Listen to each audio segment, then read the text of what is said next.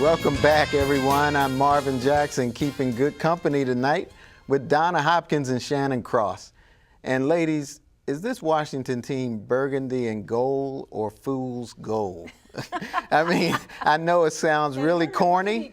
It sounds corny, but is Robert Giffin for the real deal? I mean, these are questions that a lot of people, a lot of fans in the area are concerned about. What do you guys think? I mean, is this team, all offseason we're talking, Robert Griffin's going to lead us back to the promised land, and then when the preseason games start, he can't even get a first down. I mean, what's going on? I think we're putting a little too much stock on the preseason. As a football fan, I love the preseason. I love training camp, everything, right? But come on, this was the first team offense, as you mentioned, and yeah, he couldn't get to the end zone. Got it. Kirk Cousins, he was able to get there multiple times. Okay, but why are we kinging Kirk Cousins in the preseason? Let's wait until we get some regular season snaps, and then we can really, at least make a good assessment of what Robert Giffin III is able to do under Jay Gruden. Okay. Yeah, I think Coach Gruden best said it is that he's further along than is showing from the preseason. He's seen them in practice. He's seen them as far as training camp, the OTAs, and so forth. So he's a little further along than we probably think that he is by what we saw out on the field during preseason. But we've got to also realize that if there's going to be some growing pains there too, because he is learning a new offense that is RG3, and he's not quite comfortable with it yet. Because he's not comfortable in the pocket. Yeah, I mean, it looks like, they're making him play that kind of quarterback now more than he did in the past. It's almost like me being a #2 shooting guard basketball, and then they switching me to be a center. Right. I've got to learn a whole new position in a short period of time.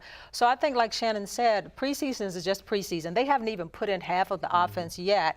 So I think that the verdict is still out. Let's wait and see exactly during that Houston game what player comes out. And some people are saying also they may be just playing possum. They're not showing their hand. But let me just say this. You can play possum, but you still have to be able to execute. Exactly. And they are not executing right now. What about him running more? Going back to the offense that when he first came out of college, they were running a lot more on the option. But that's not where Gruden's trying to take this team. He's basically saying, look, my offense is this. That's the reason why they're pushing him to become a quarterback that, in the pocket more so than running. If they need be run him, they will. But right now he's trying to work his offense. So RG3 has to fit into that offense, because if you start changing what you're trying to do, then you change who you are as a head coach and what you're trying to do. All right. And also, we're kind of asking RG3 to lose his stripes, so to speak. It's like, yeah, you're a run-first quarterback, but all right, don't do that. So that's why I think we see him hesitating and second-guessing, and and obviously not being able to slide. As someone first, you need to learn that first. As someone first told me, is that look, you're in the NFL. So you've got to be able to adjust to whatever they throw at you. It'll tell what kind of player you are. So as much as we may say that he's a run quarterback and all of that, guess what? You're an NFL quarterback, so you've got to be able to do whatever they throw at you. Let's talk a little bit about the defense. I mean, the defense, Merriweather is the guy that we got to talk about the most right here. Right. I mean, this guy, can he stay on the field? He's had, you said earlier, that about 6 suspensions. Yeah. And he's going to go into this season with a 2-game suspension. Is that going to be a problem for this defense? You know what? He's an important player. He's key because the safety position is one of the weaker areas on this team as far as the depth. Rambo is starting to come around a little bit, but not quite there. So Merriweather is important to stay on that field. I was talking to a friend, and we were talking about what Seattle is doing. They have these drills during the off season as far as teaching their players overall how to tackle low.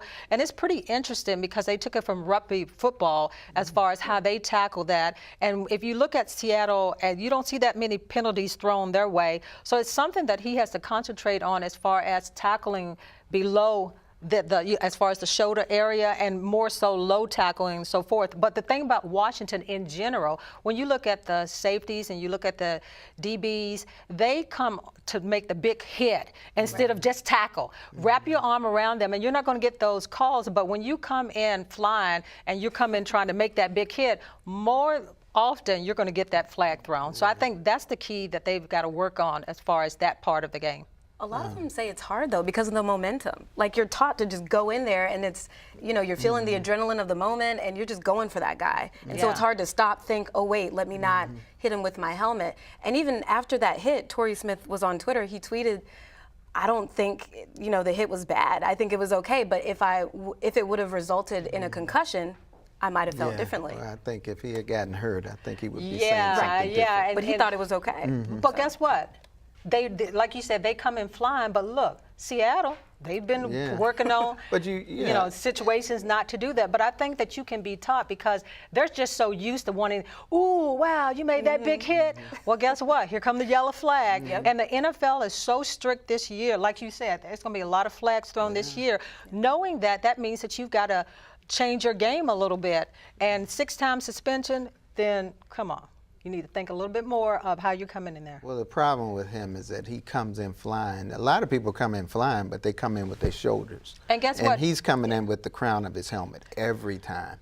I looked at tape. He's coming in with the crown of the helmet every time. And sometimes the players end up, when you're hitting them like that, sometimes they're just rolling off you and you haven't even tackled them. So that's the reason why I said they teach you I guess in the beginning of football, when you're a little peewee, as far as tackling low, as far as wrapping the guy up. Yeah. So, I mean, it's a fundamental. He's so valuable, It's just a simple fundamental, but he's got to work on that within himself as a professional. Key position that they can't afford to be without him, these stretches of the season. Right. Now, one thing that's good about this defense is they have Keenan Robinson filling the shoes of London Fletcher, and this guy is just all over the field, right? You guys like this guy? Everybody thought that losing London Fletcher, that was going to be a key position to fill. Well, guess what? They found the right guy to do that, because this is a bigger guy. He's taller, stronger, and everything. And he's faster. He covers the run. He covers the pass. He's making the right signal calls and everything.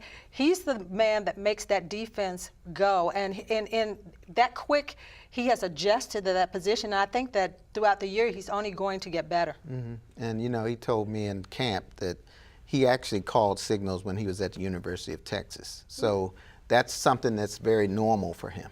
It's not going to be something different. Yeah.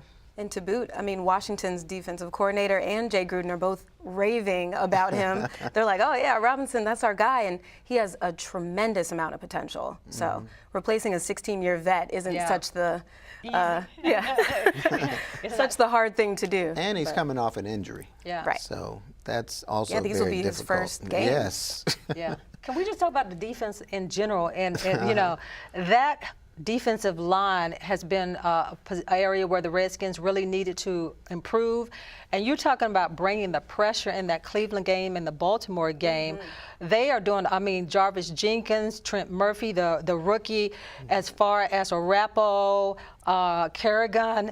They've got some solid people, speed up there now. And you don't even hear much about the secondary right now, because the pressure that had been missing in the past is there now. And it's interesting we need drama. because Come on, a guy like Rob Jackson gets released. So that tells you right there that what kind of depth there. What they have now on defense. And then Hatcher got to play in his first game, and man, did he come in and make an impact. So thank you, Dallas, for letting him go, and the Redskins getting him, because he's already made a big impact in one little game. So defense looks good, you guys think. Anything else that you think is a strength on this team? To me, I think the special teams has improved right now too, because that's another area that was not good for the last 2 or 3 years, and with the new special teams coach, I think that they've improved in that area too, which they needed to. Yeah, special teams is a lot stronger. Yeah. They seem to be stopping those runners coming up on those Brian kickoff Mitchell returns. still says that they still need to stay in their lanes. Yes. But overall, much improvement, I think, with Roberts returning punts, and then you got Deshaun Jackson that could do that too. You got a little change up in there that you got a lot of weapons there, but I think that it's 100% better than it was last year. Yeah, and I think, like you said, Roberts will make a big difference. He looks so comfortable returning punts. Yeah. Almost too comfortable. Yes. Wait a minute. He was meant to do it, right? Yeah. Like you double take, like that's Roberts. And he's done it before too. Yeah. So then you have Santana if they keep him as the backup. So they'll be pretty good, a lot better this year on the special teams. Your prediction for Houston, Washington? I think the Washington football team will get that win, that W. All right. What about you, Shannon? I think they'll get the win as well with Jadeveon Clowney out. I think they'll take advantage of the secondary. All right. Okay. Well, that's all the time we have for tonight. Thanks, Donna and Shannon, for your great insight on the upcoming season. You ladies are simply the best. I hope you I hope you all will join me again soon. Absolutely. All right. Take care, everyone. I'm Marvin Jackson. See you next time.